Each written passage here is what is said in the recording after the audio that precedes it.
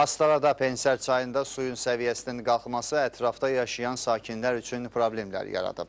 Çayın yuyub apardığı yol 45 ailəni örüş torpaqlarından məhrum edib. Ötən il çay Şiyəkəran kəndində torpaq qatını yuyub aparıb. Bu səbəbdən ərazidə yaşayan 45 ailə təhlükə ilə üzləşib. Həmin vaxt bir evin uçmaq təhlükəsi yarandığından sahibləri başqa ərazidə ev tikərək oraya köçüblər. Hazırda bir neçə ev də qəzalı vəziyyətə düşüb. Sakinlər deyir ki, vaxtında bu məsələyə müdaxilə edilməsə, bir neçə ev ötən ilki aqibəti yaşayacaq. Kömək eləsinlər bizə, bu həyətimizi, evimizi su aparmasın. Həyətimizə az qalıb çatmağa. Bir də sel gəlsə, bil ki, biz Xəzər dənizdəyik.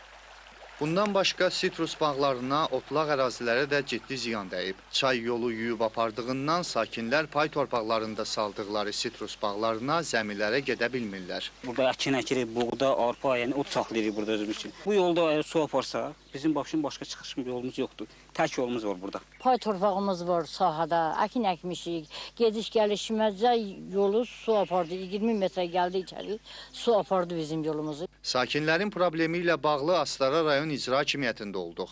Bildirildi ki, sürüşmə aktivləşən ərazilərə rayon icra hakimiyyəti və Fövqəladə Hallar Nazirliyinin əməkdaşları tərəfindən baxış keçirilib. Yekun rəy Meliorasiya və Su Təsərrüfatı Açıq Səhmdar Cəmiyyətinə göndərilib. Sözü gedən ərazidə beton divarların tikilməsinə ehtiyac var.